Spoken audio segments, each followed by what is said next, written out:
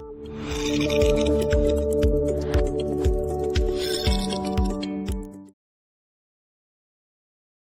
함께 살펴볼 말씀 요한복음 15장 1절로 6절, 요한복음 15장 1절로 6절 본문을 대독하겠습니다. 나는 참 포도나무요 내 아버지는 농부라. 무릇 내게 붙어있어 열매를 맺지 아니하는 가지는 아버지께서 그것을 제거해 버리시고, 무릇 열매를 맺는 가지는 더 열매를 맺게 하려 하여 그것을 깨끗하게 하시느니라. 너희는 내가 일러준 말로 이미 깨끗하여졌으니 내 안에 거하라. 나도 너희 안에 거하리라. 가지가 포도나무에 붙어있지 아니하면 스스로 열매를 맺을 수 없음같이 너희도 내 안에 있지 아니하면 그러하리라. 나는 포도나무요 너희는 가지라. 그가 내 안에 내가 그 안에 거하면 사람이 열매를 많이 맺나니 나를 떠나서는 너희가 아무것도 할 수 없음이라. 사람이 내 안에 거하지 아니하면 가지처럼 밖에 버려져 마르나니 사람들이 그것을 모아다가 불에 던져 사르느니라. 아멘. 아멘. 요한복음 15장 1절로 6절을 본문의 말씀을 중심으로 산자와 죽은 자, 산자와 죽은 자라는 설교 제목으로 하나님 말씀 전할 때 하나님의 은혜가 충만하시기를 축원합니다. 내 영혼은 살아서 점점 자라가고 있는가? 내 영혼은 살아서 생동감이 넘쳐서 점점 열매를 맺어가고 있는가? 열매를 맺되 풍성하게 맺어가고 있는가? 아니면 내 영혼은 점점 죽어가고 있는가? 잘 오늘 분별하셔서 내 영혼이 조금씩 시들어가는구나 라고 느껴지시는 분은 하나님 앞에 기도해서 회복되기를 바라고, 하나님께서 부족하지만 조금씩 열매를 더 증가시켜 주시는구나 하시는 분들은 더 많은 열매를 맺으시기를 축복합니다. 본문의 말씀에 예수님께서 나는 참 포도나무다, 그리고 내 아버지는 농부다. 무릇 내게 붙어 있어 열매를 맺지 아니하는 가지는 아버지께서 그를 제해 버리시고, 무릇 열매를 맺는 가지는 더 열매를 맺게 하려 하여 그것을 깨끗하게 하시느니라. 너희는 내가 일러준 말로 이미 깨끗하여졌으니 내 안에 거하라. 내 안에 거하라. 그 말씀은 다른 표현으로는 내게 붙어있으라. 붙어있으라, 거하라는 원어상으로 똑같은 단어를 썼습니다. 내 안에, 내게 붙어있어라. 내 안에 거하라. 나도 너희 안에 거하리라. 가지가 포도나무에 붙어있지 아니하면 스스로 열매를 맺을 수 없음같이 너희도 내 안에 있지 아니하면 그러하리라. 포도나무에 가지가 붙어 있어야만 열매를 맺는다. 붙어있지 않으면 당연히 열매를 맺지 못할 뿐만 아니라 죽은 가지다, 그런 말씀이죠.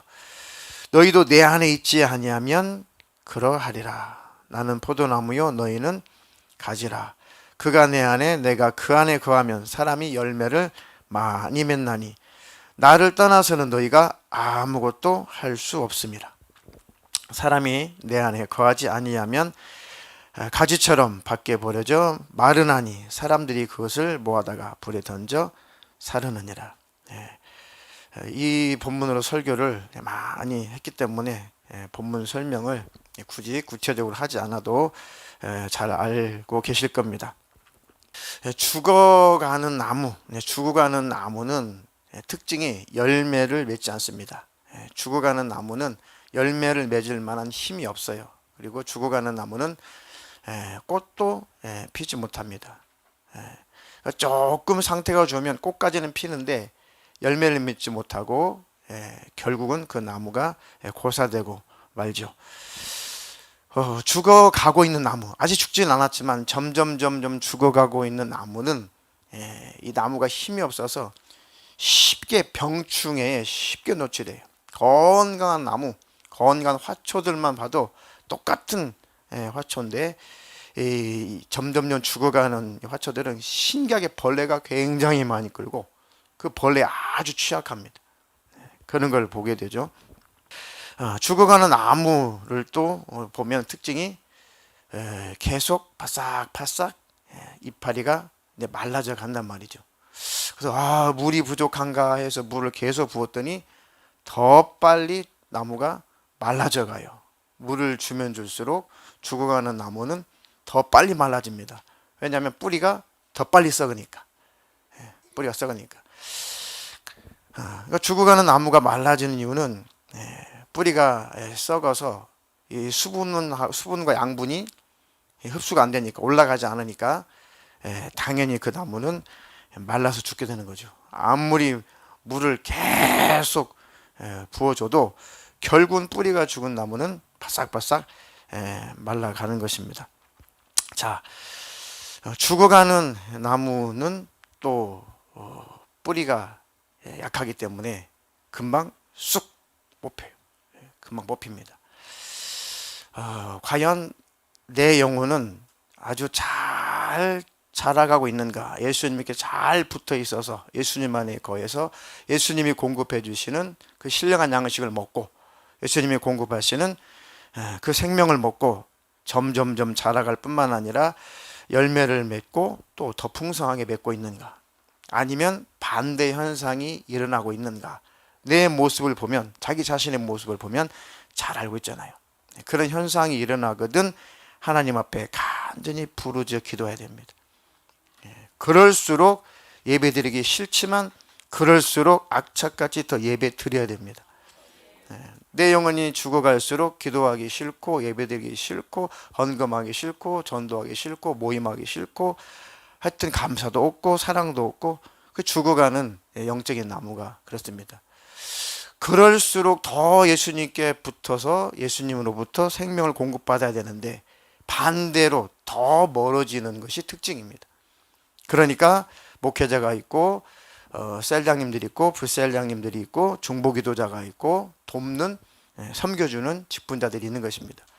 그래서 하나님의 목소리가 하나님의 말씀이 들려오지 않거든 목회자의 권면이라도 나를 사랑해서 권면해주는 이웃의 권면이라도 또 자식이면 부모면 충만한 자식의 권면이라도 들어야 되고 반대로 충만한 부모님의 권면을 자식이 들어야 되고 그래서 하나님의 목소리를 누구를 통해서든지 듣고 그 목소리를 따라 순종하면 다시 살아나는 것입니다. 그러니까 예배가 있고 그래서 설교가 있고 그래서 기도회가 있는 것이죠.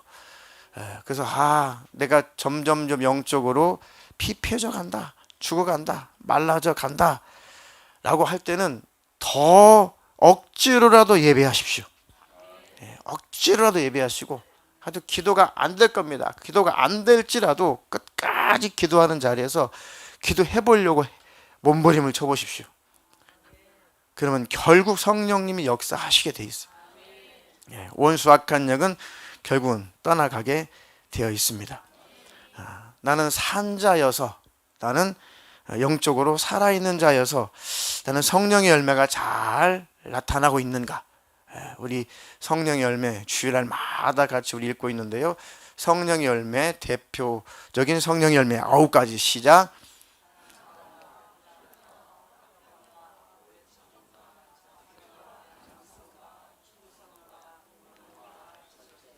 네, 100점입니다. 사랑과 희락과 화평과 오래 참음과 자비와 양성과 충성과 온유와 절제니 이 같은 것을 금지할 법이 없다. 그러니까 성령의 열매는 첫 번째가 사랑이죠. 나머지 열매는 사랑이란 열매 안에 다 포함되어 있는 거예요, 사실. 성령의 열매가 나타나고 있다면 그 외에 따르는 열매들은 다 그 속에 포함이 되어 있는 겁니다. 나는 정말 하나님을 더욱 사랑하고 있는가? 또 최소한 하나님을 더욱 사랑하고 싶은가? 나는 하나님을 더 사랑하고 싶은가? 그 마음이 바로 살아있다는 증거인 것입니다. 어떤 두 분 여기 와 계시는데 어떤 두 분이 서로 경쟁을 하셨어요. 목사님, 제가 임종할 때는 내 구주 예수를 더욱 사랑, 꼭 그거를 임종할 때 그 찬양을 꼭 불러 주셔야 된다고. 아니 옆에 계신 분이 아니 내가 먼저 요청했다고. 그러시면서 웃고 계신 분이 말씀하시더라고요. 그런 마음이 우리 안에 있는가? 아니면 전혀 그것에 관심이 없는가? 성령이 충만하게 되면 첫 번째 나타나는 영적인 특징이 뭘까요? 그러니까 그 열매로 나타나는 것이고, 성령이 충만하면 먼저 나를 이겨요. 성령이 충만하면 누굴 이긴다고요? 먼저 나를 이겨요. 성령이 충만하면 남편을 이기는 것이 아니라 나를 이겨요. 그렇죠? 성령이 충만하면 이놈의 여자를 이기는 것이 아니라 나를 이긴단 말이에요. 성령이 충만하면 이놈의 자식들 이기는 것이 아니라 나를 이겨, 나를. 그러니까 성령 충만의 특징은 나를 이긴다. 그렇지 않으면 충만한 거 아니에요. 충만해 보려고 하는 거죠. 나를 이긴다는 것은 나 자신을 하나님 앞에서 내려놓고 부인하기 시작한다는 것이죠. 그 열매가 나타난다. 나는 정말 살아있는 나무냐, 살아있는 가지냐, 예수님께 난 잘 붙어있느냐, 붙어있기는 붙어있는데 아주 느슨하게 붙어있느냐, 찰싹 달라붙지 않고 느슨하게 붙어있느냐. 나는 예수님께 붙어있긴 붙어있는데 뭔가 가로막힌 것이 있어서 공급이 잘 안 되냐. 자기 자신이 잘 알고 있을 겁니다. 욕심이 가득한 자는 바로 그 영혼이 죽어가고 있다라고 하는 특징입니다. 욕심이 가득하다는 것은 그 영혼이 죽어가고 있다는 것을 나타내고 있습니다. 예수로 채워지지 않으니까 다른 것으로 욕심을 부려서 채우려고 하는 거죠. 하나님, 내 안에 항상 예수로 충만케 해 주시옵소서. 제가 화초를 좋아해요. 화초를. 저는 안 좋아한 줄 알았는데요, 화초를 좋아하더라고요. 왜 그런가 했더니 이사를 와서 베란다가 있는 아파트가 있구나. 세상에. 그래가지고 집에서 나가면은 꽃 파는 농원이 있습니다. 소사 대공원 옆에. 거기 가가지고 율마도 2그루 사고, 노주마리도 2그루 사고, 멋도 사고 큰 화분, 작은 화분, 길쭉한 화분, 좁은 화분을 쫙 샀어요. 아이고, 일이더만 일. 근데 이게 동양이라서 화초가 잘 자라지 않아요. 그래가지고 잠깐 볕이 들다가 볕이 안 되니까, 또 베란다로 해도 뭐 이렇게 문을 항상 열고 다닐 수는 없잖아요. 통풍도 잘 안 되니까 다 죽고 손 안 가는 것만 남았어요. 손 안 가는 것만. 그래서 빈 화분들을 다 정리를 해서, 어머니가 화초를 좋아하시길래 시골 내려갈 때 이 빈 화분들 다 정리해서 시골로 실어다 드려야지. 그리고 내려갈 때 화초 하나씩 사다가 심어 드려야지 해가지고 잘 모아놨어요. 지난번에 이제 그 모판 작업 하러 가려고 그거를 화분을 다 챙겨가지고 실으려고 하는데, 요건 좀 빼놔야겠다. 이건 좀 빼놔야겠다. 화분을 괜찮은 화분을 하나도 안 가져갔더라고요.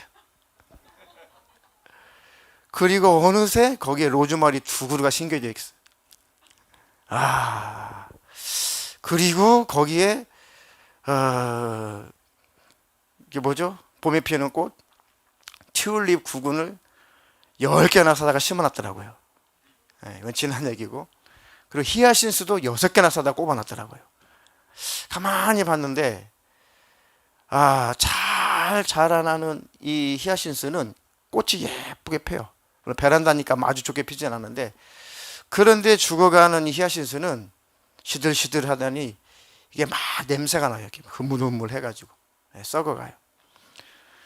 튤립도 10개 심었는데 4개는 예쁘게 꽃이 피고, 뭐 2개는 시들시들 좀 피다가 말고, 한 4개는 아예 뭐 꽃도 안 피고 이렇게 죽었습니다.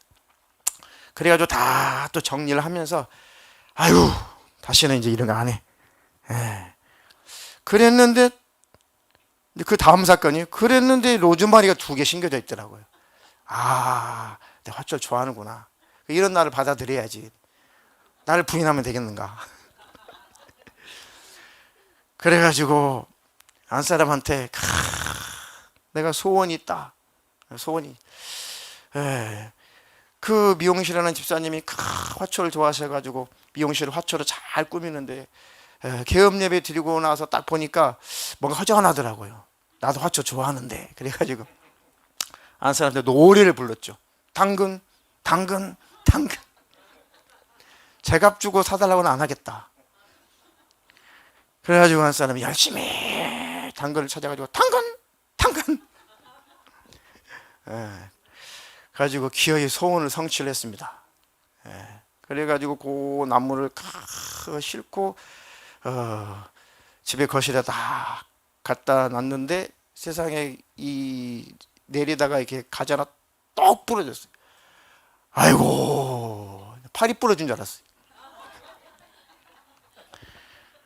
가지고 제가 너무 아쉬워하니까 안사람이 아이고, 보통 새순이에요. 새순이 똑 부러져가지고 안사람이 아우 너무 안타까워 하면서 아유 안타까워하지 말라고 하면서 그거 꺾인 거를 잡아다가 화분에다가 쑥 박아놓더라고요. 위로 좀 받으라고. 3일 지났는데 바싹 말랐어요. 살아있는 줄 알았더니 죽었더라고요. 죽었어요. 왜요? 붙어있지 않으니까. 끊어져 있으니까. 거기다가 뿌리도 없으니까 더 빨리 고사가 되더라고요. 아, 이게 살아있는 것 같은데 죽어 있는 거구나. 그 가지가 그 나무에서 떨어져 나간 순간부터 이것은 살아있는 것 같은데 죽은 거구나. 그래서 나는 정말 주님께 항상 붙어 있어야겠다. 항상 덜 붙어 있어야겠다. 제가 이제 약 한 달 지나면은 이 가짜 이빨을 빼고 임플란트를 받게 됩니다. 제가 3개월 동안 정말 힘들었어요. 뭐에 이게 씌었는지 이 집에 어느 날 집에 이렇게 그날 하여튼 뭐에 씌었어요. 하여튼 그날 금요일 날 예배 있는 날인데 뭐에 씌어가지고 차키를 저녁 먹고 차키를 차에다가 두고 차 내렸어요.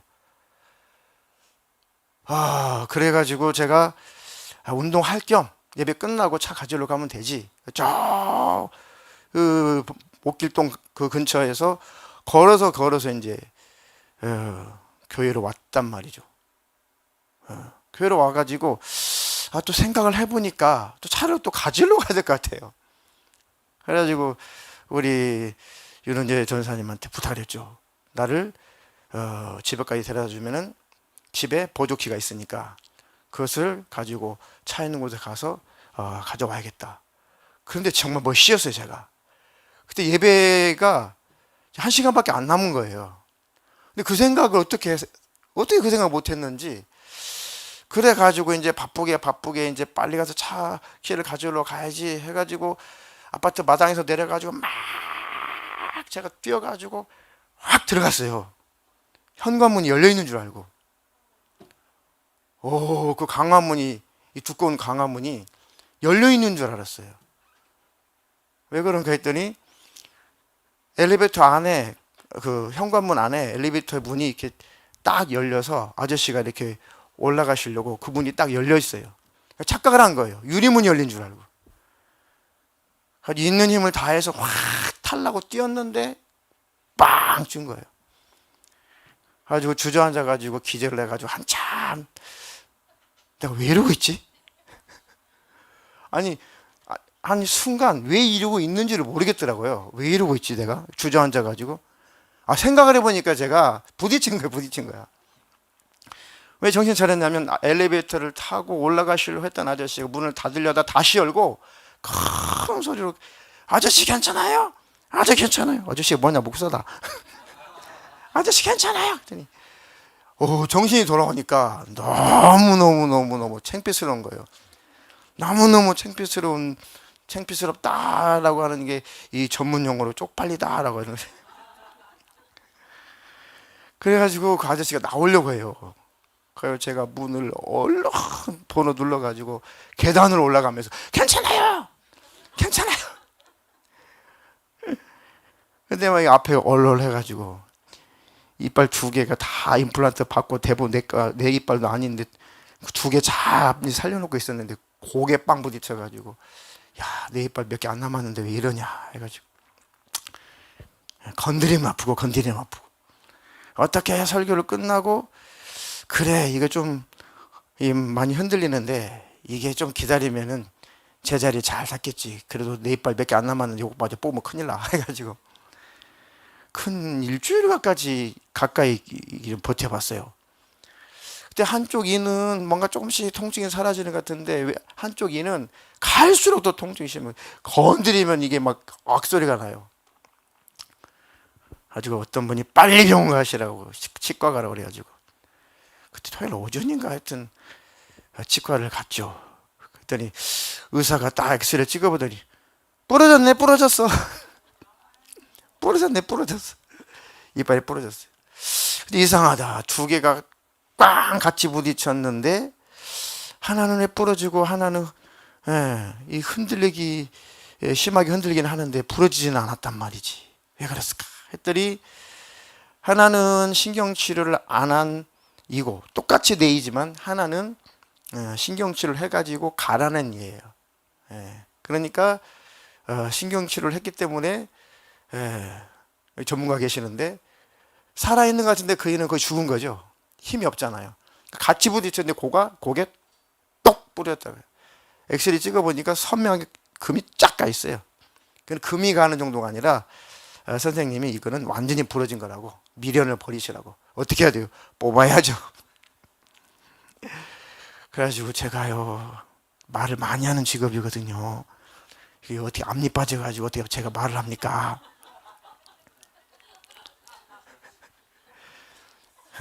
그랬더니 가짜 이빨을 만들어 주신다고. 그래 한참을 기다렸어요. 한참을. 그래가지고 어떻게 해가지고 하여튼 가짜 이빨을 바로 나온 것도 아니에요. 그것도 그 사이 어떻게 지내는지를 모르겠어요. 어쨌든 가짜 이빨을 만들어 가지고 끼고 있죠. 그래서 설교 시간마다 너무 신경이 쓰이는데 하나님 은혜로 성도들이 잘 몰라보고 있다고 저 전문가는 알아보시고 그래서 다행이다. 저는 말할 때마다 너무너무 힘들고 말할 때마다 막 발음이 새는 것 같고 막 너무 힘든데 성도님들은 잘 눈치를 못 채셨다니까 이제 임플란트 할 즈음이 다가오니까 제가 고백을 하는 겁니다.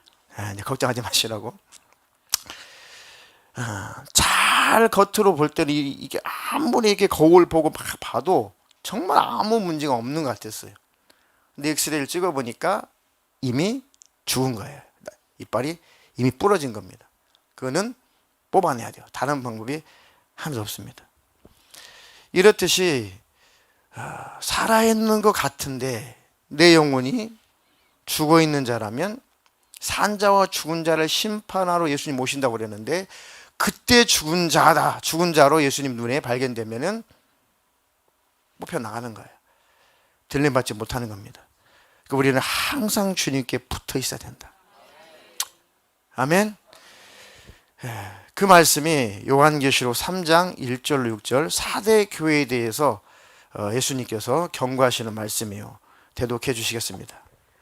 사대 교회 사자에게 편지하라. 하나님의 일곱 영과 일곱 뼈를 가지신 이가 이르시되 내가 내 행위를 아노니 내가 살았다 하는 이름은 가졌으나 죽은 자로다.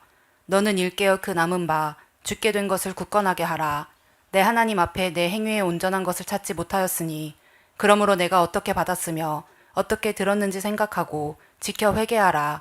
만일 일깨지 아니하면 내가 도둑같이 이르리니 어느 때에 내게 이르는지 내가 알지 못하리라. 그러나 사대에 그 옷을 더럽히지 아니한 자 몇 명이 내게 있어 흰 옷을 입고 나와 함께 다니리니 그들은 합당한 자인 연고라.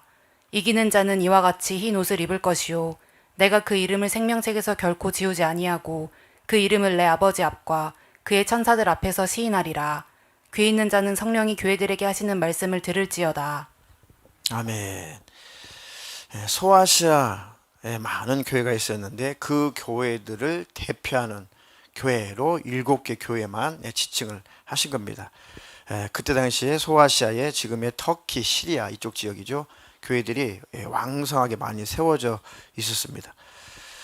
그 교회들의 대표가 되는 7교회, 그 교회 중에 4대 교회, 4대 교회의 사자에게 편지를 하라. 하나님이 7영과 7뼈를 가진 이가 이르시되 내가 네 행위를 아노니 네가 살았다 하는 이름은 가졌으나 죽은 자다. 심각한 말씀이죠. 네가 살았다 하는 이름은 가졌는데 실상은 네가 죽은 자다. 그런데 아직도 교회 가운데, 4대 교회 가운데 아직도 가능성이 있는 그 영혼이 있다. 그게 2절입니다. 너는 일깨어 그 남은 바, 남아있는 자 중에 아직 죽지 않았지만 죽지 않고 남아있는 자 중에 죽게 된 것을 굳게 하라. 죽어가고 있는데 아직은 죽지는 않았다. 그들을 굳건하게 세워줘라. 굳건하게 하라. 아직은 기회가 있다. 그 얘기죠. 그 죽어있는 교회 가운데도 성도들 가운데 그래도 죽어가고 있지만은 아직은 회생할 수 있는 그 영혼들이 있다. 그들을 굳건하게 해줘라.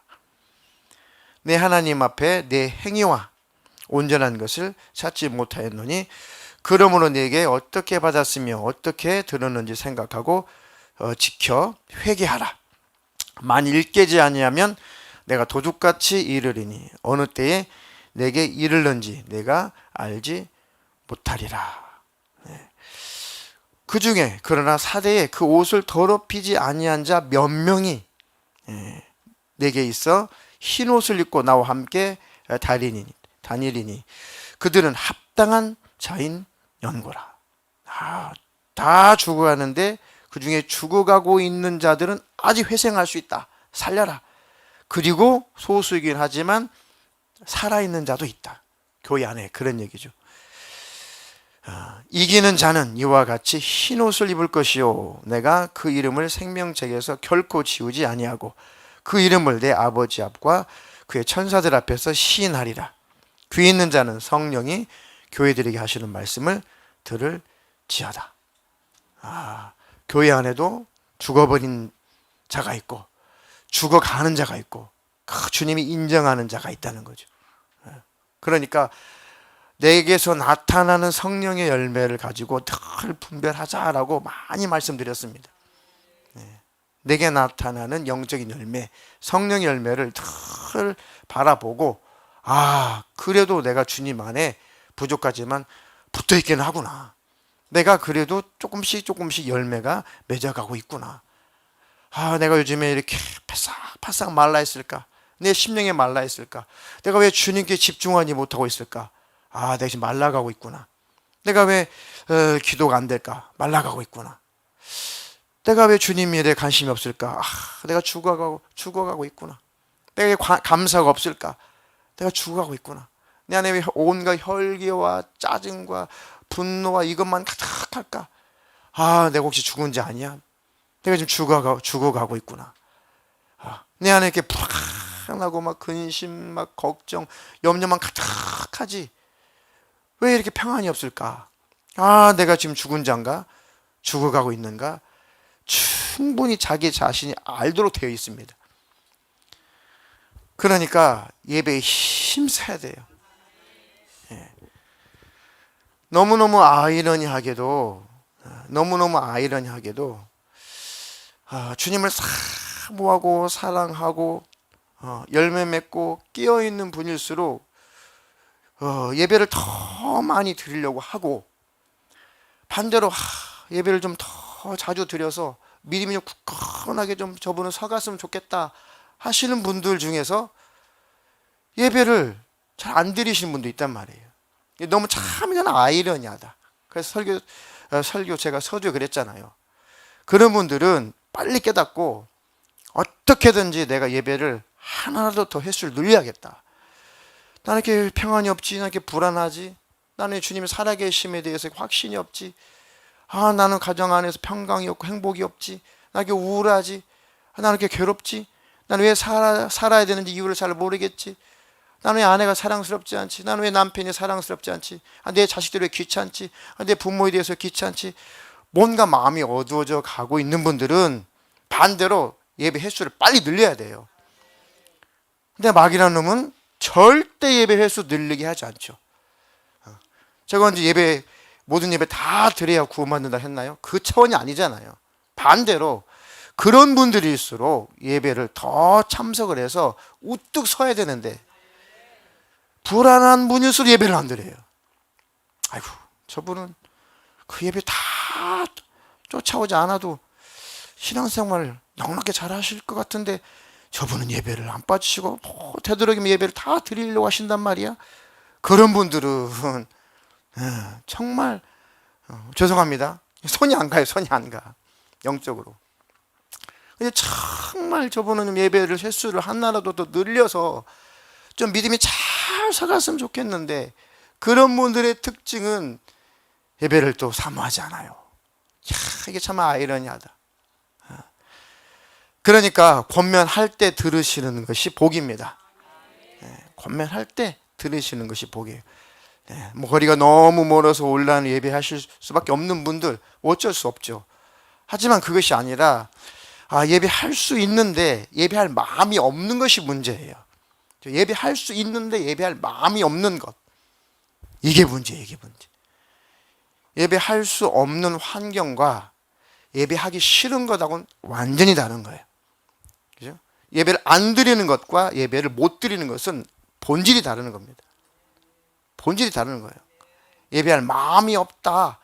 그럼 나는 정말 살아있는 자냐? 예수님께 나는 잘 붙어있는 자냐? 너무 쉽잖아요. 난 예배하고 싶어. 물론 야근도 있고 특권도 있고 뭐 장사도 해야 되고 그런 걸 말씀드리는 것이 아니라 마음의 문제예요. 마음의 문제. 난 예배 드리고 싶은 마음이 있냐? 없냐? 말씀을 묵상하고 싶은 마음이 있냐? 없냐? 기도하고 싶은 마음이 있냐? 없냐? 그거 한 가지만 가지고도 내가 영혼이 건강하냐? 살아있냐? 메말라 있냐? 죽어가냐? 힘이 빠져가냐? 뿌리가 썩어가냐? 너무너무 쉽게 분별할 수 있잖아요. 대단히 어떤 영적인 분별력이 없다고 해도 내 마음가짐을 하나님 앞에서 잘 살펴보면은 금방 분별하게 돼요. 그리고 주일날도 설교를 하겠지만 꼭 이 말씀을 들으셔야 되는 분들은 주일날 오전에 나오세요. 주로 주일날 오전에. 저 주일날 또 한번 설교할 겁니다. 그분들 계실 때. 왜요? 살아야 하니까. 회생이 돼야 되니까. 소생이 돼야 되니까. 사실은 이런 내용의 설교를 굳이 그렇게 안 들으셔도 될 분들은 항상 들으시고, 이런 내용을 들으셔야 될 분들은 또 안 계셔요. 안 들으세요. 그래서 주일날 오전에 그분들 오실 때 또 하겠다고요. 이해가 되시죠? 그러니까 예배하는 습관이 참 중요합니다. 이미 우리가 3년 동안 겪었잖아요. 정말 예배를 하지 않을 때, 예배를 한다고 해도 온라인으로만 예배할 때, 아니면 현장에서 예배할 때 우리가 영적으로 너무너무 느꼈잖아요. 살아있기 때문에 느끼는 겁니다. 그때 뿌리가 말라간 영혼들은 한국교회 안에, 전 세계 교회 안에 성도들 가운데, 그때 이 코로나 팬데믹 때 그 신앙의 뿌리가, 믿음의 뿌리가 말라가고 썩어가는 사람들은 복귀를 안 해요. 교회마다 복귀를 안 해요. 참 안타까운 일이죠. 바싹바싹 말라갑니다. 그런 분들이 주위에 있거든. 제발 건전한 교회, 좋은 교회, 가까운 교회라도 잘 가시라고 권면하고, 또 권면해서 그들이 살기를 주님의 이름으로 축복합니다. 여러분들이 잘 모시고 와서 잘 섬겨주고 잘 관리하고 양육시킬 수 있는 분들이면 잘 모시고 와서 여러분들이 잘 섬겨서 잘 자라나게 해주시고, 어느 교회든지 그 영혼이 잘 성장할 수 있는 교회가 있으면 그 교회를 잘 가서 인도를 해주시고, 그 중요한 것은 그들 영혼들이 살아나야 된다. 그대로 가다가는 다 고사되고 맙니다. 고사되고 말아요. 그 예수님 오실 때 정말 산자와 죽은 자를 심판하러 오신다. 예수님이 처음 초림하실 때, 육신을 입고 오실 때는 고난의 종으로 오신 거예요. 고난 당하시려고, 일부러 죽어 주시려고 오신 거예요. 두 번째 오실 때는, 이제 다시 오실 때는 만왕의 왕으로 심판주로 오시는 겁니다. 구약 사람도 메시아를 기다렸어요. 그죠? 신약을 산 우리는 새로운 약속을 우리는 붙잡고 살아요. 신약은 뭡니까? 새로운 약속. 예수님은 다시 오신다. 다시 오시는데 역시 나를 구원하러 오신다. 구약 백성도 우리를 죄에서 건지러 오신다. 신약 백성인 우리도 예수님 우리를 데려가신다. 구원하러 오신다. 이 땅에 머물게 하지 않고 하나님 나라 천국에서 영생할 수 있도록 데리러 오신다. 그러나 이제 오시면 끝이다. 더 이상 구원의 역사는 없다. 그럼 우리에게는 구원의 주요, 주님께 발견되지 못한 죽은 자는 심판의 주예요. 우리는 구원의 주로 주님 만나시길 축원합니다. 구원의 주가 아니면 심판의 주니까. 베드로전서 4장 1절 5절입니다. 그리스도께서 이미 육체의 고난을 받으셨으니 너희도 같은 마음으로 갑옷을 삼으라. 이는 육체의 고난을 받은 자는 죄를 그쳤음이니 그 후로는 다시 사람의 정욕을 따르지 않고 하나님의 뜻을 따라 육체의 남은 때를 살게 하려 함이라. 너희가 음란과 정욕과 술 취함과 방탕과 향락과 무법한 우상 숭배를 하여 이방인의 뜻을 따라 행한 것은 지나간 때로 조카도다. 이러므로 너희가 그들과 함께 그런 극한 방탕에 다름질하지 아니하는 것을 그들이 이상히 여겨 비방하나 그들이 산자와 죽은 자를 심판하기로 예비하신 이에게 사실대로 고하리라. 아멘.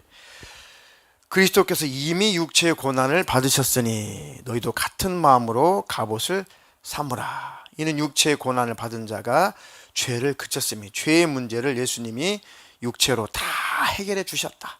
그 믿음으로 정죄받지 말고 그 믿음으로 잘 살아라. 그렇게 예수님 우리를 구원해 주신 이유는 다시는 사람의 정욕을 따르지 않고 하나님의 뜻을 따라 육체의 남은 때를 살게 하려 합니다. 우리를 구원하시고 우리를 건져주시고 거듭나게 하시고 성령으로 예수님 우리 안에 와 계시는 것은 이제는 내 피로 네가 구원받았으니 다시는 사람의 정욕을 따라 네 뜻대로 네 생각대로 살지 말고 하나님의 뜻을 따라 네 육체의 남은 때를 잘 하나님의 그 영광을 위해서 살아가라. 그러려고 우리를 구원하시고 우리를 부르셨다는 거죠. 그렇지 않다면 정말 내가 주님 안에 있는지 나는 산 자인지 죽은 자인지를 잘 판단하라는 겁니다. 너희는 산 자인데 왜 죽은 행실을 아직도 하고 있느냐. 분명히 살려줬고 산 자인데 왜 죽은 행실을 자꾸 버리지 못하냐. 너희가 음란과 정욕과 술 취함과 방탕과 향락과 무법한 우상 숭배를 하여 이방인의 뜻을 따라 행한 것은 지나간 때가 족하다. 예수 믿기 전에는 그렇게 살았었지만 예수 믿고 난 다음에는 살았으니까 살았다는 증거로 그러지는 말아야 되지 않겠냐. 어디 예수 믿기 전이나 예수 믿고 난 다음에나 똑같냐. 그러면 너는 산 자냐, 거듭났냐, 구원받았냐. 구원받았다고 해도 지금은 주님과 떨어져 나가버려. 주님과 관계가 끊어진 거 아니냐. 왜 행실은 죽은 행실을 하고 행실은 지옥 갈 행실을 하면서도 자꾸 천국 간다고 하냐. 나는 왜 자꾸 살아있다고 하냐. 행실을 보면 자꾸 죽은 행실만 하는데, 행실은 자꾸 지옥 갈 행실을 하는데 왜 자꾸 천국 간다고 그러고 행실은 멸망할 짓을 하면서 왜 자꾸 자기는 살아있다고 하느냐. 그런 얘기죠. 이러므로 너희가 그들과 함께 그런 극한 방탕에 다름질하지 아니한 것을 그들이 이상히 여겨 비방하나 그들이 산자와 죽은 자를 심판하기로 예비하신 이에게 사실대로 고하리라. 직고하리라. 극한 방탕에 다름질하는 사람들, 예수 안 믿는 사람들이 극한 방탕에 막 방탕질을 하면서도 우리를 막 조롱하죠. 아유 따분하게 왜 그렇게 살아. 아유 따분하게 왜 그렇게 살아. 아유 이 좋은 날 왜 교회를 가고 그래 하면서 우리를 술 한 잔도 못 마시는 것들 하면서 우리를 조롱하고, 아이고 남자는 다 그런 데 가는 거야. 남자는 다 그렇게 사는 거야. 그런 것도 남자인데 그것도 못해 하면서 막 조롱하는 사람들. 그들이 예수님이 다시 오실 때 자기가 자기 입으로 다 잘못했다고 고백한다는 겁니다. 그들은 죽은 자다, 죽은 자. 그 죽은 자들은 산자와 죽은 자 심판하기를 예비하신 그분이 오실 때 자기들이 그 한 말들을, 한 행위들을 다 사실을 고하게 된다. 다 직고하고 지옥에 들어간다. 그러니까 절대로 세상에 미혹당하지 말아라. 절대로 그런 것에 미혹당하지 마라. 특히 청년들은 절대 세상에 미혹당하지 마라. 세상에서 혹시 조금 따를 당해도 예수님 안에 거하는 것이 복이다. 아멘. 그 성경에서 거룩이라고 하는 단어는 어떤 의미가 크다고요? 구별되다, 구별되다. 세상에서 우리는 살 수밖에 없어. 육신을 가졌으니까. 세상 사람들과, 예수 안 믿는 사람들과 세상에서 살고 있지만 구별된 사람이에요. 그것을 거룩한 자라. 거룩한 내 백성아. 하나님 앞에서 거룩한 자로 늘 구별되기를 주님의 이름으로 축원합니다. 축원합니다.